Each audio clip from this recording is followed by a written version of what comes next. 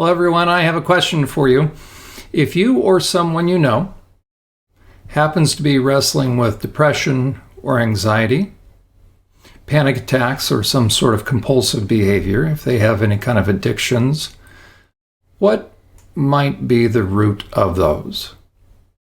If you've been listening to the program for any length of time, you would know the answers, but we're going to review those in fairly great detail, and we're going to get at the root of that tonight on this edition of Journey to Healing.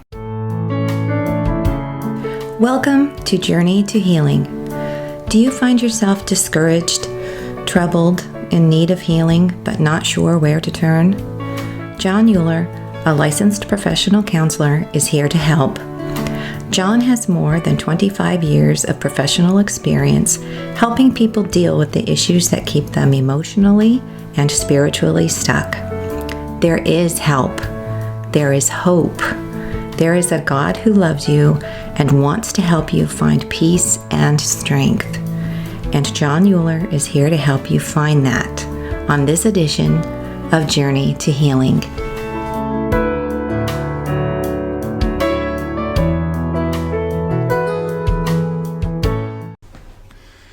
Welcome back, everyone. My name is Jon Uhler. This is Journey to Healing. We are live on tecntv.com. I want to make sure we'll bring that volume down a little bit. We're here every Friday night from 8 to 9 p.m. Eastern Standard Time in the U.S. And we do a deep dive into the areas that we wrestle with as far as if someone is having personal difficulties, if someone seeks out counseling, what might they focus on?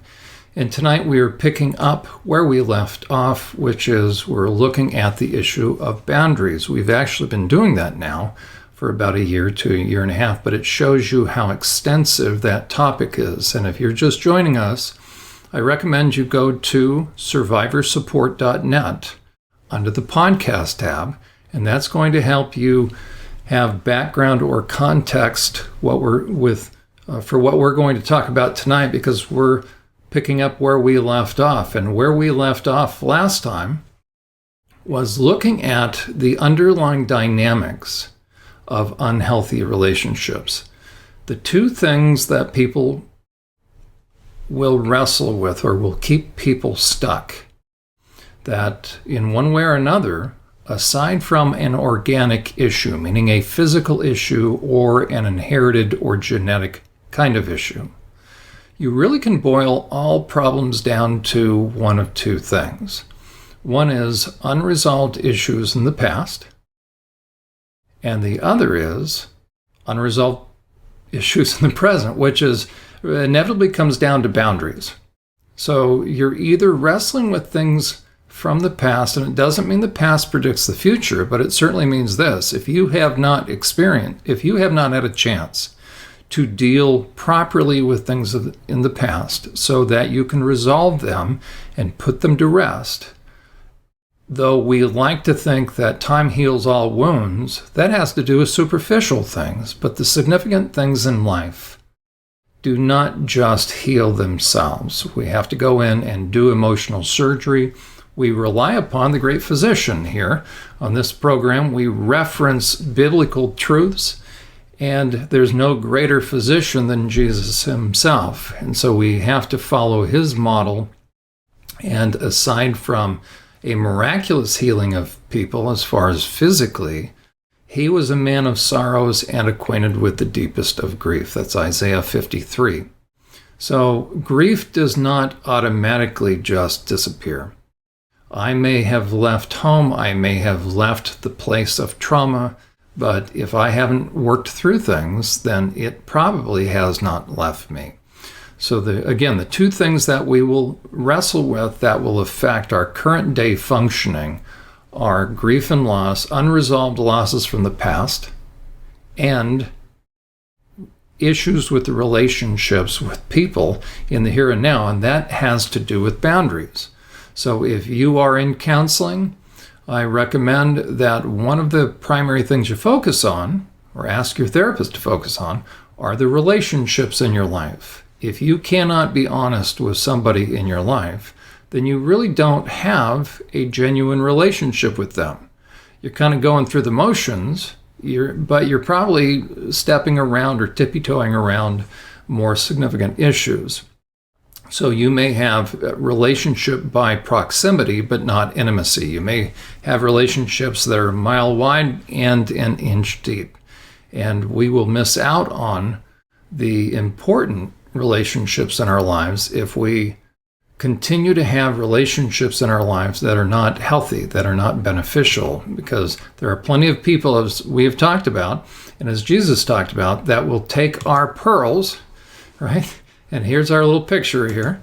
They're going to take our pearls, as Jesus said. I'm going to bring my picture up there. There we are, right? In Matthew chapter 7, verse 6. So there's a couple key verses we will reference time and time again. Jesus said in Matthew chapter 7, verse 6, do not take what is special, kind of like good china, to be separate. Don't give those things to dogs. That was in reference to people outside the home. And then, because those, in a third world country, dogs ran the streets. But then, especially for Jews, they were not to have pigs, but pigs were domesticated animals, and pigs should stay where pigs stay. And Jews weren't to have them, but that's where pigs stay, right? The nice pig. Oh gosh, look at that. That's like a gorilla hog. Okay, but he said, do not take what is important or special. Hagiadzo means special, is separate. Don't take what is special and give it to dogs. Do not cast your pearls before swine. Why? And here's what he said. So we call this the 11th commandment. Actually, the 11th commandment was, he said he gave a new commandment, that is, love one another. So we'll call this the 12th commandment. He said, don't do it. Right? So you're not loving, you're not obedient, you're not being a good Christian, you're not being spiritual, and we'll cover that. If you do this. Why? Because he said, don't. Now, I'm not talking about literally. If you want a pig in your house, oh gosh, can you imagine if they sort of unload? Okay, moving along. But if you give what is holy and what is special to those kind of people, then you're going to regret it, because Jesus said what? They will take your pearls. Look at that, right? They're going to take your pearls and they will trample all over them. So think about a pig, right? That's a nice pig right there. But if you give your pearls to swine, they're going to trample all over them, and that would be bad enough. But then what are they going to do? They are going to add insult to injury. So we have referenced Matthew chapter 7, verse 6 as a high calling for discernment. And what we have talked about in the past is we want to have relationships. Let me find our relationship here. I have my classic relationship, where we're both moving upward and onward. There we go. These are decent relationships, right? And what makes these relationships positive? If I get sorry about that. Right? What makes this kind of relationship so positive? Well, we've talked about, if you've been with us for any length of time, you will recognize these two slides. This is the crux of everything. We are to own our responsibility. Okay, our responsibility is to do what is right, just, and fair. But Jesus also said, or Paul said, bear one another's burdens in Galatians 6. So he said, bear one another's burdens, but he said, do not give up your responsibility. So we are to carry our responsibility, no more and no less. The burdens of our life are too big. Those are things that we did not bring upon ourselves. But when we get these mixed up, so knapsacks and boulders, everything can come down to that. The things that are frustrating in your life that feel like that, right? So we can end up being confused as to what knapsacks and boulders are, and so we can end up carrying both, and it feels like this. And then we've talked about how the body keeps a score. Bessel van der Kolk has mentioned that in his book, in Trauma Therapy. And what will we feel? We will feel stressed. We can take on these kinds of things either by ourselves or if we have a relationship with someone. And again, we don't know who that person is. That could be a spouse, that could be a child, that could be a friend, that could be a fellow churchgoer. And before you know it, little by little, you feel like you are carrying everybody on your shoulders because you can't discern between who is or isn't a pig. And pigs come in different sizes, by the way, because willfulness is what will grow into a pig. And so you can have somebody in your life who is allowing you to do the heavy lifting, and you end up like what? You end up getting burned out. So that's the recipe for disaster. So we've used the idea then, and not so much the idea, but we have used the reality that when we are dealing with people, I'm sorry about that. Let me bring this back here. There we are. When we are dealing with people that we shouldn't be, we have an offloading of responsibility, a transferring of those knapsacks. And if you see the little guy on the right there, I can't zoom in, I wish I could. But again, the little guy on the right has done what? He has offloaded his responsibility. We'll get a close picture of it. How many knapsacks does he have? Well, we call that a toxic relationship. So here is our toxic guy. He is loving this relationship, and that is a stick figure that is gender neutral, but we don't use preferred pronouns on this program because that is from the trans deception. But okay, I digress. Okay, so if you end up with someone who's willing to continue to dump and dump, you're going to end up with what we call a predatory relationship. I'll get my picture out of there. So there's a predatory relationship. We don't want to be in one of those. Thank you very much. And we talked in terms of the best way to view relationships. It's not just on a scale of 1 to 10, but that is the best way, but it actually goes down into the negative. So you can end up with people in your lives that you continue to tolerate and deal with. And what happens is, as their ego grows, so they're going downhill in terms of their character, what happens? They take you for a ride. And we've used the picture that this idea that you don't want to, this is a nice picture, of course, of, I think this is China, but we've used the idea that as far as relationships, we need to be moving upward and onward. As a matter of fact, there's our healthy relationship right there. So a healthy relationship, two people owning their own responsibility to do what is right, just, and fair, moving upward and onward. They speak the truth in love to one another. They encourage one another on to love and good works. They believe the best. They hope the best. That's 1 Corinthians 13, which that means when they're frustrated, they maintain themselves in a reasonable fashion. You cannot fulfill 1 Corinthians 13, by the way, until you're frustrated or ticked. Okay, so you want to move upward and onward, but when you end up with people who are pigs, what happens? They will take you into the fog. Now, you notice the numbers are upside down here. That's simply we're looking from the top down, but we could invert this and you would see that in the fog, we're using that as a metaphor, that's where selfish people stay. Meaning what they will do is they're going to override your intuition. We'll see that in a moment. So they live in the fog, not necessarily that they're in a fog. As a matter of fact, they end up getting kind of a unique kind of vision, meaning the ability to see. And that's a scary thing. We'll talk about that.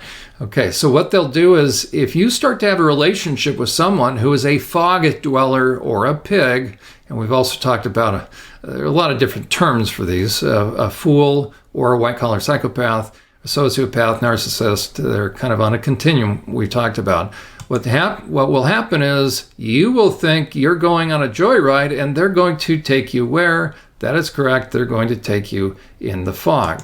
So you want a relationship that actually comes out of the fog. So you see the reasonable relationship, it's moving upward and onward, and eventually you're going to come out of the fog and you're going to incrementally move upwards. If you have pigs in your life, you are not moving upward and onward, are you? What are you doing?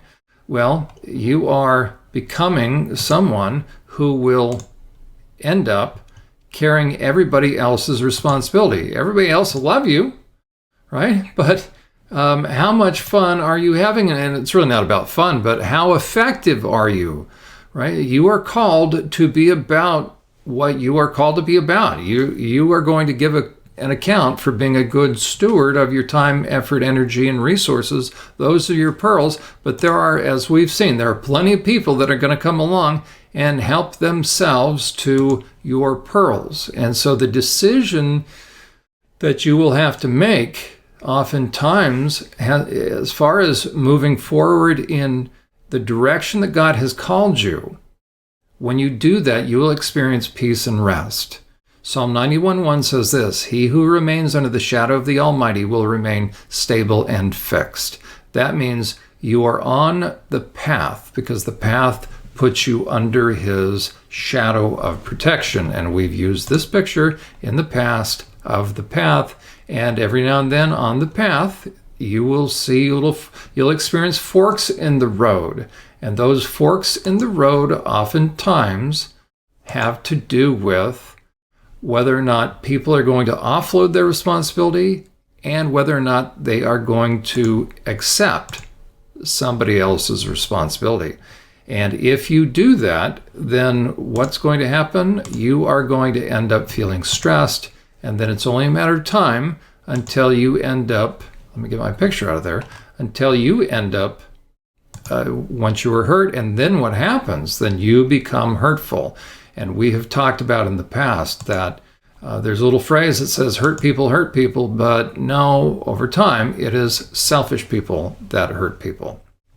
So we have looked at that process, and we will continue. But again, you do not want to go too far down with someone. And how will you know? Because they will cause you to violate your intuition. In what way? They're going to be offloading their responsibility to do what is right, just, and fair. They are violating their conscience as they descend, or as they violate the conscience, they are descending. And as they violate the conscience, they do that by how? By offloading their responsibility onto you. I've added down on the bottom right some psychological terms. We've talked about that. The best way to view those are not separate and distinct, but those are on a continuum.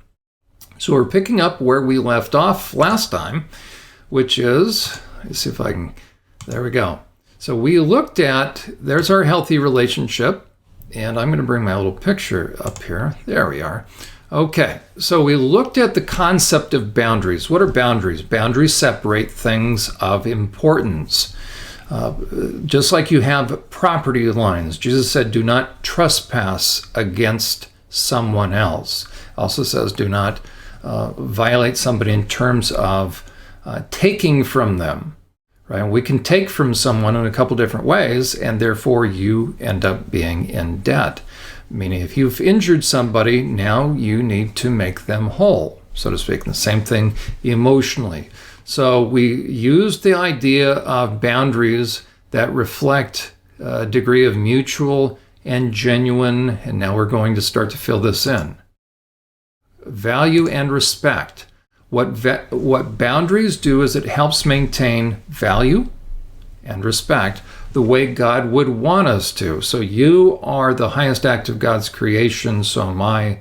We are the height of his creation. They're from the beginning of conception all the way to the grave. So not just cradled to the grave, but before a baby changes its address of residence, so to speak, right? Prior to coming out of the womb, the baby's in the womb. David said that before he was born, that the Lord knit his parts together, that the Lord knew him. And so we are unapologetically pro-life on this program. Why?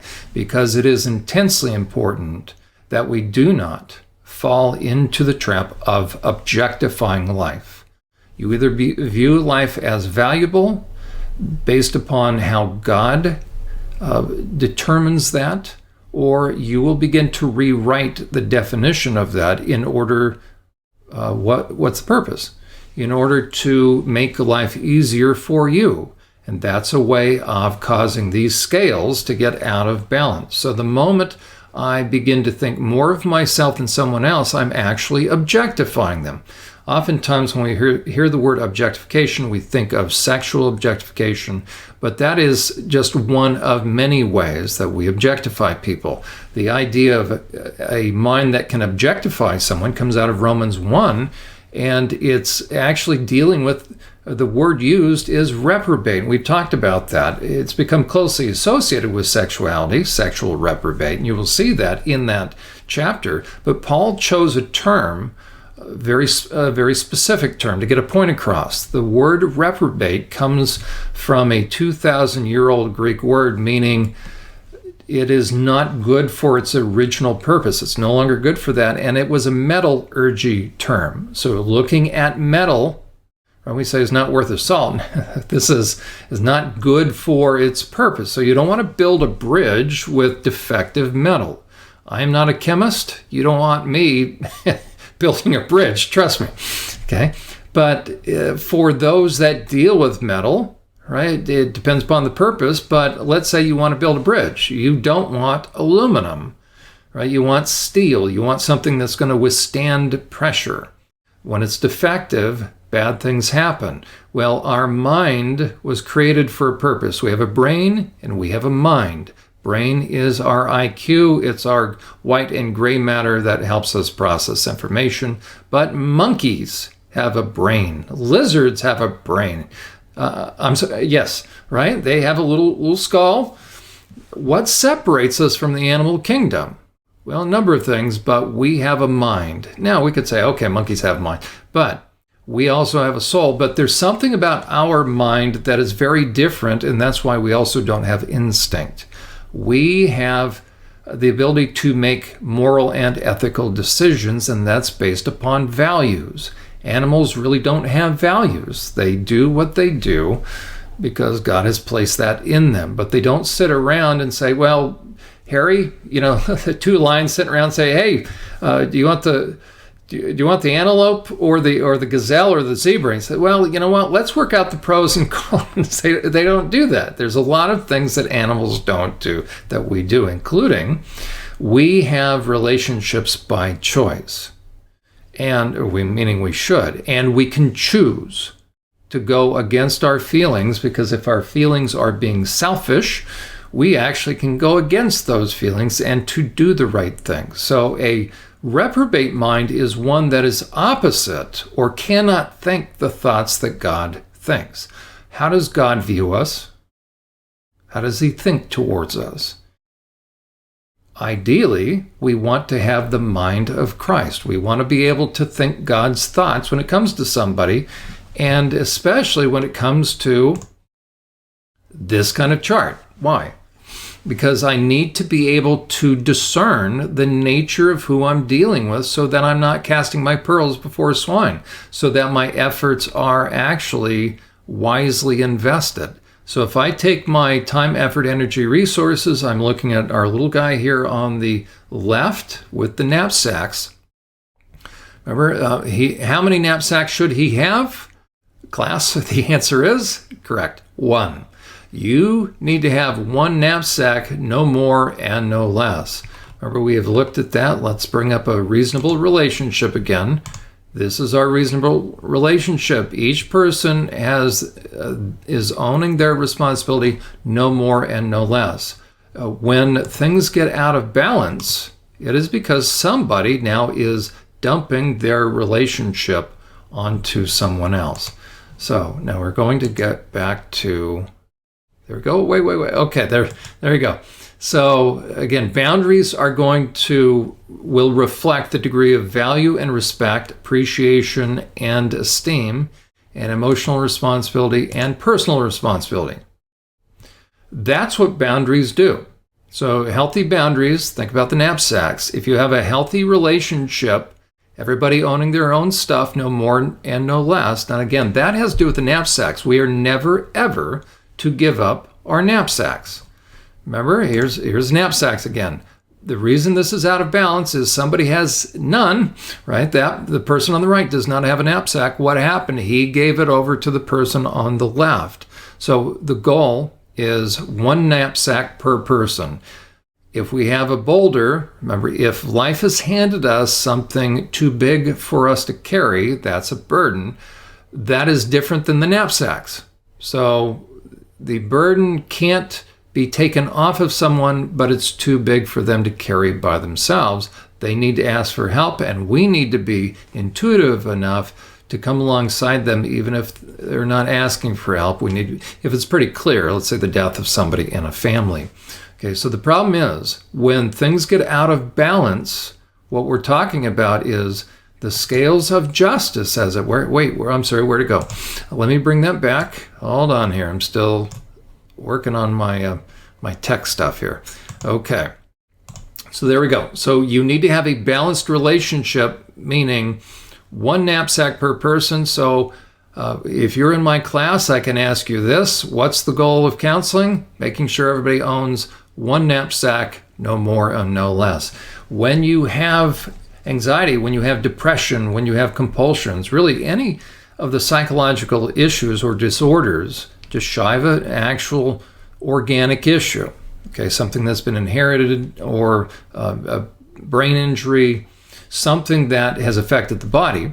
But again, the ills of one can affect the ills of the other. But just shy of an actual traumatic brain injury, something dealing with a genetically inherited propensity, this really is what goes on. That when there's depression, anxiety, compulsive disorders, panic disorder, which is part of anxiety disorder, really any of the psychological issues, this is the way to view it. So when somebody comes in to see me during my weekly counseling practice, when I interact with my clients, where I'm going with my clients is I am discerning what's out of balance, meaning, and I know what's out of balance, meaning something is out of balance because they are in pain, they are in distress.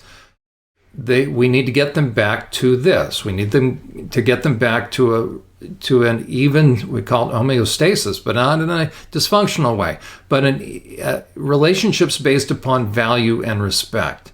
And where each person, okay, this is not differentiating on each side. Okay, so that means both people in this equation, in this relationship, are treating one another with the equal amount of value and respect and appreciation and esteem and emotional responsibility, and they are assuming personal responsibility. That is a mind that thinks God's thoughts. So all it takes for selfishness to, try it again. All it takes for somebody who is selfish to perpetrate harm is for someone to say, oh, that's right. Okay, we're going to look at a couple of phrases that will excuse away somebody's hurtfulness or irresponsibility. I know what it looks like, but it's really not that. That's the classic thing that someone who's going to manipulate you, who's going to offload their responsibility, that's what they're inevitably going to say, and they know when it's mission accomplished when you pick up where they leave off. So at first, they're going to override your intuition, by the way, and say, well, I know what it looks like, but it's really not that. They know that they've got you where they want you when somebody asks you, hey, you know, that Jon guy, he seems like he's really working. I wouldn't do that. But, right, when somebody else comes up to us and says, are you sure that relationship's good for you? Or you sure, why are you tolerating that? And when I say, well, I know what it looks like, but it's really not that. So at first, the other person, the perpetrator or the oppressor, or the selfish person, is telling me that I'm really not seeing things accurately. And when I finally drink the Kool-Aid, right, the cult leaders, this is exactly what manipulators and cult leaders do, right? They know it's mission accomplished when it doesn't matter the outside input that I'm going to get now, because I'm going to tell people about the selfish person. I know what it looks like, but it's really not that. But, well, after all, hurt people hurt people. No, that is not correct.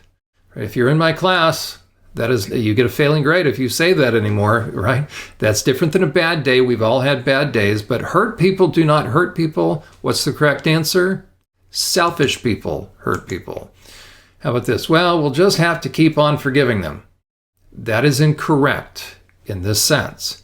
If somebody asks for forgiveness, with proof, meaning fruits of repentance and brokenness and contrition, and we then should expect a decreasing frequency of that same behavior, of course we forgive them.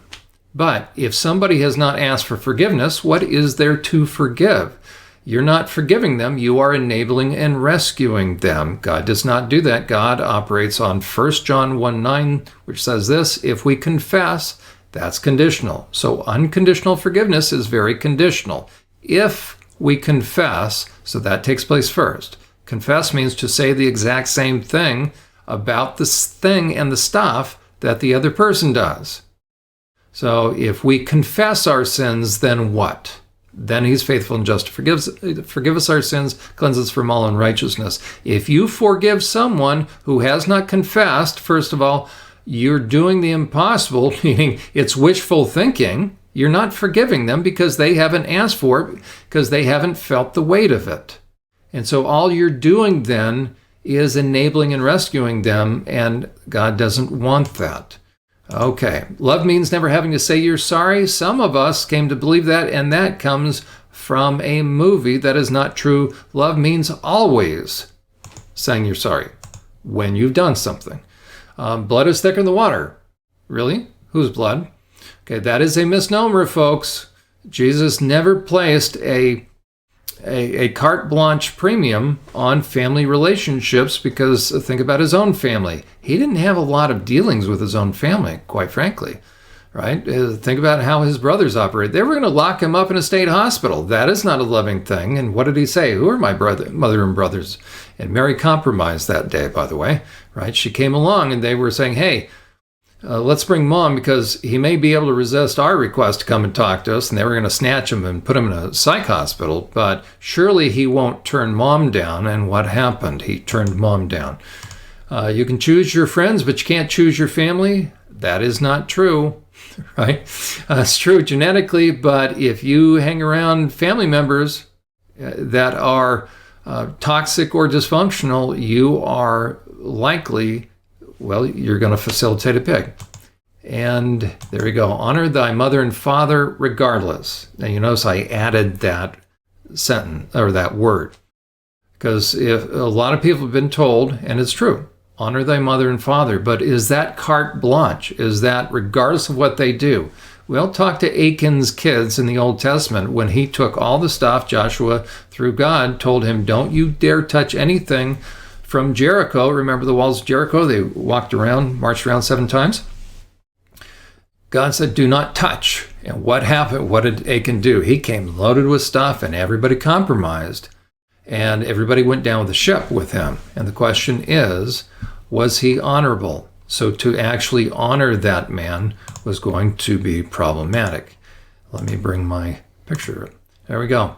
We are going to be continuing looking at, again, what is under the surface as far as how should we view, if we've got this dysfunction going on, what is really going on so that we can make wise decisions and choices and protect ourselves, and then allow someone, if at all possible, to grow the way God wants them to grow. We will look at that next on the other side of the break. Are you or someone you know a survivor of abuse and wondering where to turn for trustworthy help and insight into the effects of such abuse? Ever wish you had access to a resource that could help you continue your progress in healing? SurvivorSupport.net is that resource. Developed by Jon Uhler, a seasoned therapist with years of experience working with sexual abuse survivors, SurvivorSupport.net is a one-of-a-kind resource to help you understand the impact of abuse and to help you understand the nature of those who harmed you in order to help you gain clarity and continue healing. If you are interested in speaking with Jon Uhler about your situation, or in having Jon conduct a consultation or a training for your church or organization, SurvivorSupport.net serves as a convenient method of contacting him. Our program, Journey to Healing, is made possible through the generous donations of viewers like you. There are many opportunities and needs that Survivor Support is attempting to meet, and your monthly support or one-time gift would be extremely helpful as we seek to meet those needs and opportunities. Simply visit SurvivorSupport.net and you will see the link to donate on the homepage. We thank you.